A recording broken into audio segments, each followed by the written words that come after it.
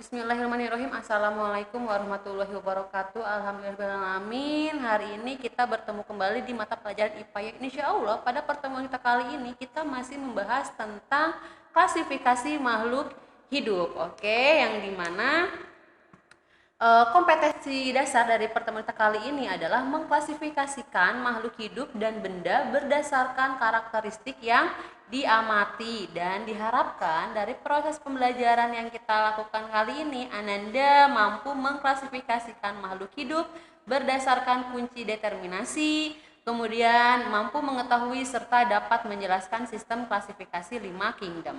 Oke.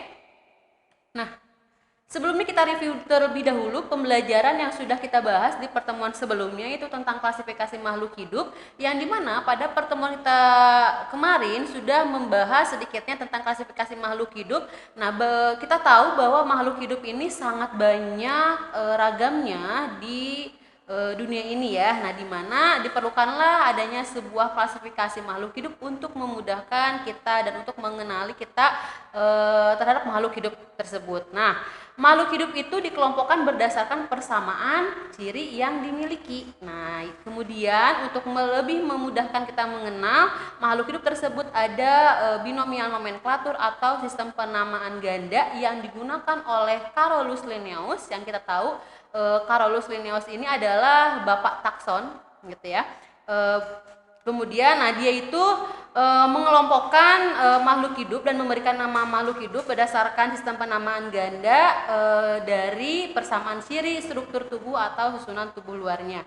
Nah, kemudian Carolus Linnaeus ini juga dia mengklasifikasikan makhluk hidup dengan membuat suatu urutan tingkatan klasifikasi yang disebut dengan takson.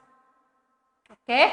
Nah, ini adalah urutan atau tingkatan takson pada hewan dan juga tumbuhan, yang dimana urutan takson paling tinggi itu adalah kingdom, kemudian ada phylum, ada kelas, ordo, family, genus, dan yang paling bawah itu adalah spesies. Nah, untuk hewan dan tumbuhan itu yang berbeda hanya di phylum dan divisinya saja ya.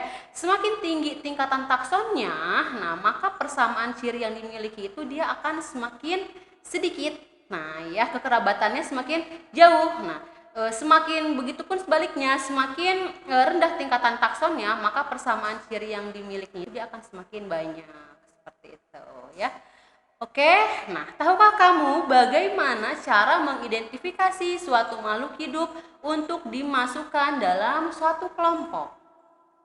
Nah, salah satu langkah yang dapat kita gunakan untuk mengidentifikasi suatu makhluk hidup dan dimasukkan dalam suatu kelompok yaitu dengan membuat kunci determinasi. Nah, kunci determinasi sendiri adalah suatu kunci yang dipergunakan untuk menentukan phylum atau divisi, kemudian kelas, ordo, kemudian famili, genus, ataupun spesies. Nah, di mana dasar yang digunakan dari kunci determinasi ini adalah identifikasi dari makhluk hidup dengan menggunakan kunci dikotom. Apa itu kunci dikotom? Nah, kemudian fungsinya untuk apa sih? Nah, jadi kunci dikotom ini merupakan suatu cara mengelompokkan makhluk hidup yang berisi keterangan yang disusun berpasangan dan menunjukkan ciri yang berlawanan. Nah, di mana fungsinya itu untuk mengelompokkan makhluk hidup agar mudah mengenali, membandingkan, dan juga mempelajari makhluk hidup itu sendiri, ya. Nah, contohnya, misalkan kita membuat sebuah kunci determinasi. Nah, ibu mempunyai lumut, kemudian ada suplir, ada jagung, kedelai, terung, dan melinjo. Nah, ya. Oke, nah kita buat sistem atau kunci determinasi dari tumbuhan ini. Nah, di mana hal yang harus diperhatikan ketika kita akan membuat kunci determinasi, yaitu di mana kunci dikotom itu dia harus berlawanan, kemudian sehingga nanti itu didapatkan satu bagian yang dapat diterima dan juga bagian lain yang ditolak. Nah, kemudian kita memasukkan ciri-ciri yang mudah untuk diamati. Nah, itu adalah hal-hal yang harus kita perhatikan ketika kita membuat kunci determinasi. Oke. Nah, kemudian kunci dikotom ini dia harus isi keterangan atau pernyataan yang berlawanan. Contoh misalkan mempunyai lawannya atau dikotomi itu tidak mempunyai. atau ada, maka lawannya itu atau kunci dikotomi itu adalah tidak ada. Nah, Ibu akan membuat kunci dikotom dari lumut, suplir, jagung, kedelai, terung, dan melinjo ini. Kita dilihat dari berspora dan tidak berspora. Jangan lupa kita kasih nomor 1A dan 1B. Oke. Nah, kita lihat nih dari lumut, suplir, jagung, kedelai, terung, dan melinjo ini mana yang termasuk berspora dan tidak berspora. Oke, lumut dan suplir termasuk tumbuhan yang berspora, dan jagung, kedelai, terung, dan melinjo ini termasuk ke dalam tumbuhan yang tidak berspora. Oke. Nah, kemudian kita masuk ke selanjutnya nih. Nah, kemudian Ibu di sini akan memberikan kunci terminasi itu dilihat dari berbatang jelas dan berbatang tidak jelas. Nih, kita lihat dari lumut dan suplir ini mana yang termasuk berbatang jelas dan juga mana yang termasuk tidak berbatang jelas ya untuk nomor 2A dan 2B-nya. Oke, suplir ini termasuk ke dalam berbatang jelas dan juga lumut ini mempunyai batang yang tidak jelas. Jadi antara lumut dan suplir ini sudah terbagi ya, sudah ada pada spesiesnya sendiri. Oke. Jadi ini tidak bisa dibagi lagi menjadi kuplet-kuplet yang lainnya. Oke. Lanjut. Nah, ini ada berbiji tertutup dan juga berbiji terbuka untuk nomor 3A dan 3B.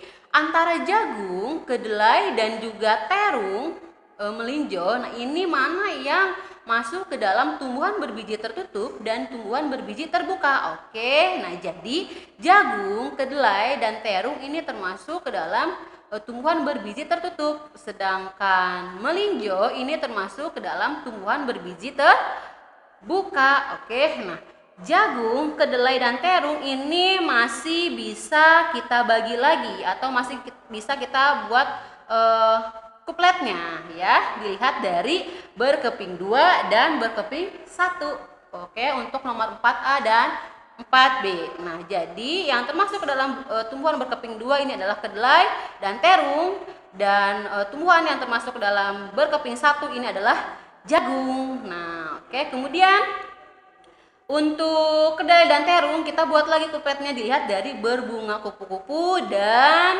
berbunga trompet, di mana kedelai termasuk ke dalam tumbuhan berbunga kupu-kupu dan terung termasuk ke dalam tumbuhan berbunga trompet. Oke, di sini sudah kita lihat bahwa semuanya sudah dalam satu spesies, suplir, lumut, kedelai, terung, jagung, dan juga melinjo. Seperti ini. Ini adalah kunci dikotom dari lumut, suplir, jagung, kedelai, terung, dan melinjo. Oke, nah jika kita tulis dengan kunci determinasi bagian yang tadi atau diagram yang tadi, nah kita akan dapatkan datanya seperti ini, di mana kunci determinasinya 1A ini adalah tumbuhan berspora, kemudian tumbuhan tidak berspora. Oke, kemudian nomor 2-nya dilihat ya, di situ berbatang jelas dan tidak berbatang jelas, berbiji tertutup, berbiji terbuka. Nah, tadi dilihat berbiji terbuka ini adalah melinjo ya, seperti yang terlihat di gambar itu adalah melinjo.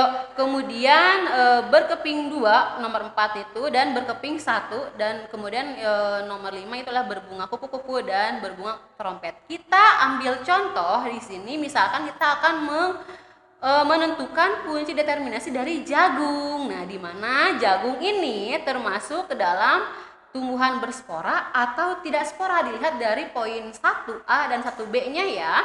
Tumbuhan berspora atau tidak berspora. Nah, berarti jagung ini dia termasuk dalam tumbuhan tidak berspora. Oke, dilihat petunjuknya, di situ ada angka 3. Nah, berarti kita langsung loncat ke nomor 3. Nah, apakah jagung ini termasuk berbiji tertutup atau berbiji terbuka ya?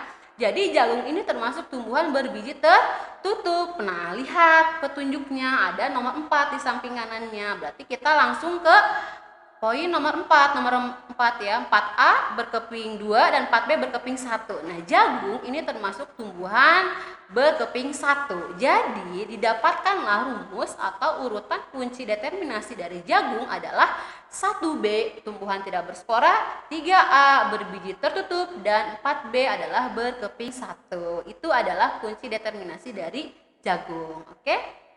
Mudah-mudahan dapat dipahami. Nah, contoh soal, misalkan di sini ada kunci determinasi 1A tumbuhan berpembuluh, tumbuhan tidak berpembuluh, dan lain sebagainya. Nah, pertanyaannya adalah berdasarkan kunci dikotom tersebut, urutan identifikasi yang benar untuk tanaman jambu adalah berarti kita harus mengamati tanaman jambu.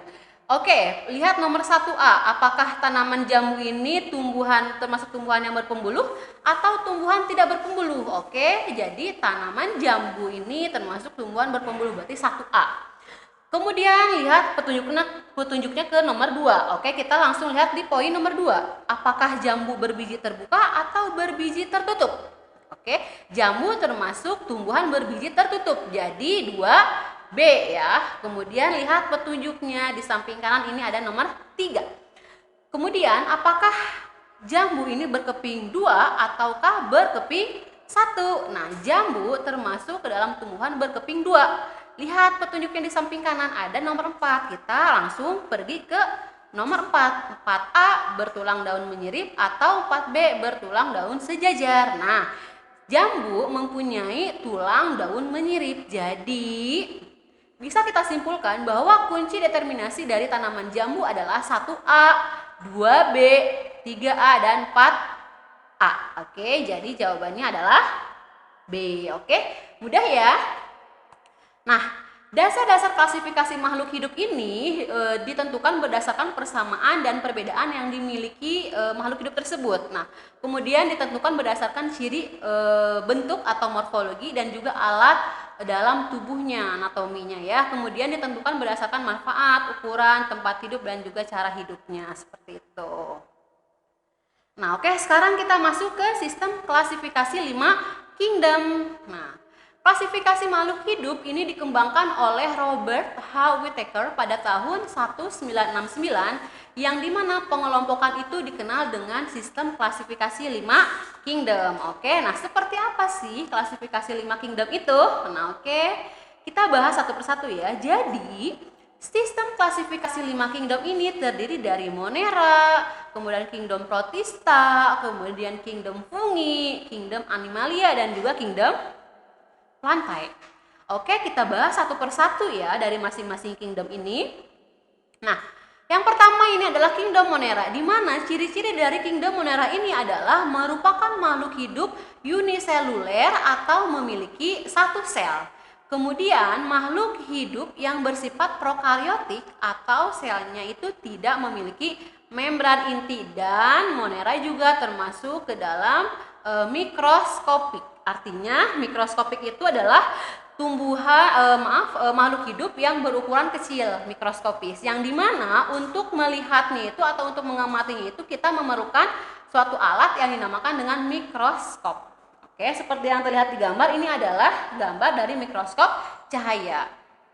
Nah, pernahkah kalian mengamati danau atau kolam yang berwarna biru kehijauan? Nah, ketika kita mengamati danau, kemudian kita mengambil satu tetes dari kolam tersebut, nah kemudian kita amati deh di bawah mikroskop.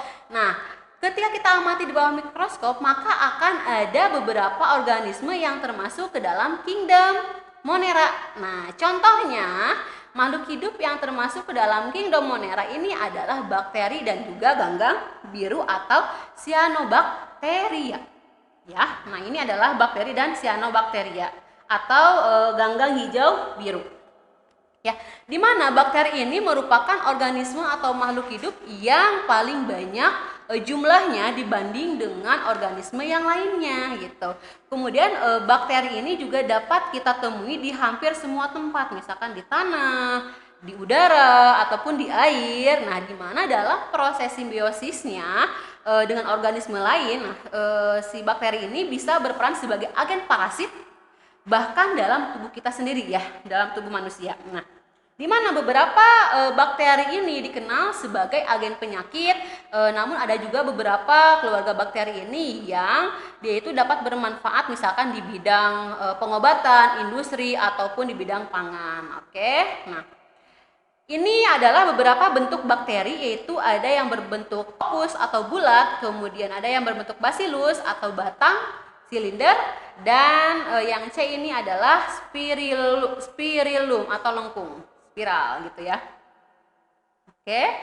Nah, kita lihat bakteri yang menguntungkan. Contohnya ini adalah Escherichia coli, yang dimana bakteri ini berperan dalam proses pembusukan makanan di dalam usus besar dan juga menghasilkan vitamin K. Kemudian ada Lactobacillus bulgaris dan juga Lactobacillus casei yang digunakan dalam proses pembuatan olahan susu yang difermentasi, misalkan yogurt atau keju. Kemudian ada Acetobacter silinum digunakan dalam proses pembuatan nata de coco yang terbuat dari air kelapa. Selain dari bakteri yang menguntungkan dalam kehidupan sehari-hari juga ternyata ada bakteri yang merugikan. Nah, contohnya di sini adalah Salmonella typhosa, yang dimana bakteri penyebab dari penyakit tipes. Kemudian ada Mycobacterium tuberculosis, bakteri yang menyebabkan penyakit tuberkulosis atau TBC. Kemudian ada Vibrio coma atau Vibrio cholera, bakteri yang menyebabkan penyakit kolera, yang dimana penularannya itu lewat makanan dan juga minuman. Kemudian ada Diplococcus pneumonia, di mana bakteri ini penyebab radang paru-paru yang dinamakan pneumonia. Ya. Nah, ini adalah bakteri Mycobacterium tuberculosis yang dilihat dengan mikroskop elektron, di mana Mycobacterium tuberculosis ini adalah penyebab penyakit TBC, ya, seperti yang terlihat di gambar. Oke. Nah, selanjutnya contoh yang termasuk dalam kingdom Monera yang kedua ini adalah ganggang biru atau alga yang disebut dengan Cyanobacteria, ya. Cyanobacteria ini merupakan filum bakteri yang mendapatkan kebutuhan energinya itu melalui proses fotosintesis. Nah, kemudian ini juga sering disebut sebagai alga hijau atau biru. Nah, di mana alga ini hidup di atas tanah, batu, kulit kayu, di air tawar dan juga laut, ya. Nah, ini adalah contoh dari alga hijau biru. Yang pertama ada Spirulina sp, kemudian ada Nostos comune. Oke. Selanjutnya kita masuk ke kingdom yang kedua, yaitu adalah Protista. Nah, ciri umum dari kingdom Protista ini adalah organisme sederhana yang hidup di air, yang dimana tergolong ke dalam makhluk hidup eukariotik atau selnya itu memiliki organ inti. Kemudian ciri yang ketiga ini adalah merupakan makhluk hidup yang sebagian besar uniseluler, nah bersifat mikroskopis untuk makhluk hidup uniseluler dan makroskopis untuk makhluk hidup atau yang termasuk dalam multiseluler. Oke, kemudian kingdom Protista ini juga memiliki sifat yang menyerupai tumbuhan, hewan dan juga jamur. Nah, di mana yang termasuk ke dalam kingdom Protista ini adalah protozoa dan ganggang atau alga. Oke, nah kita bahas contoh yang pertama, ini adalah Protista mirip hewan atau protozoa. Seperti yang terlihat di gambar, itu adalah protozoa yang dimana kalau kita bedakan berdasarkan alat geraknya, protozoa ini dapat dibedakan menjadi rhizopoda atau alat geraknya itu berupa kaki semu.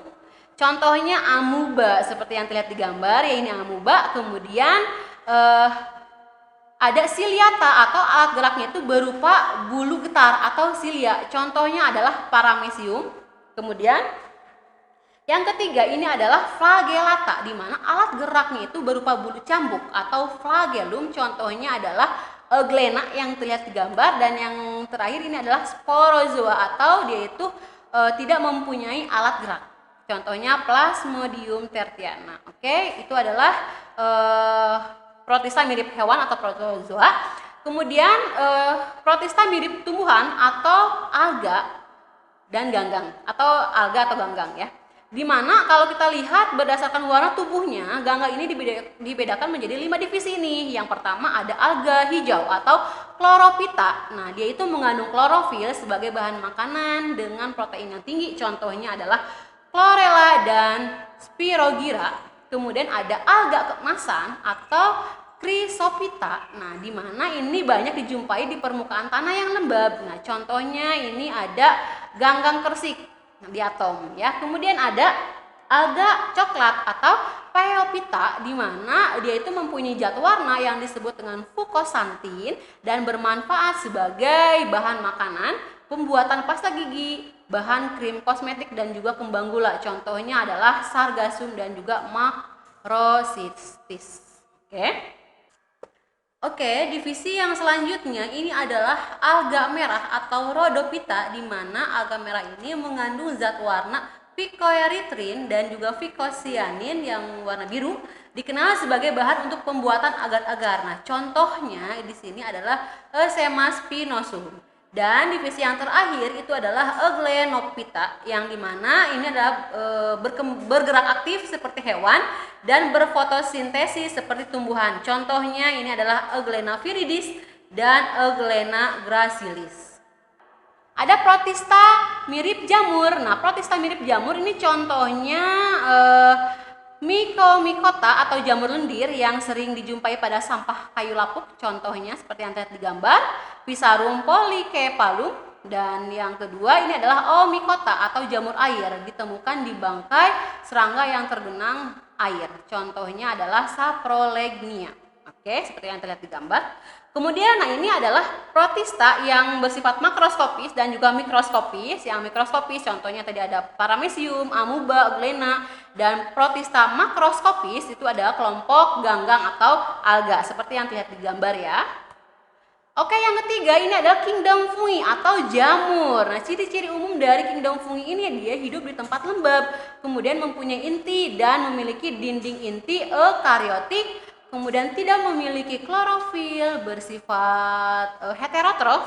Kemudian heterotrof itu dia tidak bisa menghasilkan makanan sendiri, dari mana cara memperoleh makanan itu dengan menguraikan bahan organik makhluk hidup yang telah mati. Kemudian jamur itu dia berspora, tidak mempunyai akar, batang, dan daun. Cara makanannya itu bersifat saprofit dan juga parasit.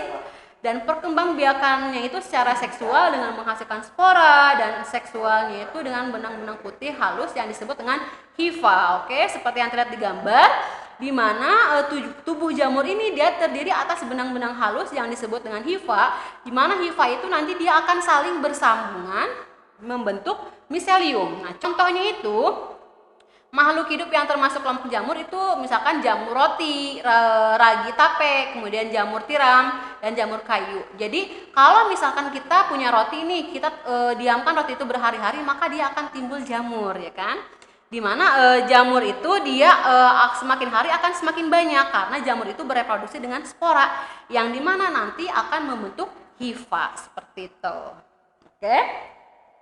Kemudian jamur ini dibedakan menjadi 4 divisi, yaitu ada Zygomycota, contohnya jamur tempe, Rhizopus oligosporus. Kemudian ada divisi yang kedua itu Ascomycota, ditemukan pada makanan yang busuk, contohnya Aspergillus oryzae, jamur tape.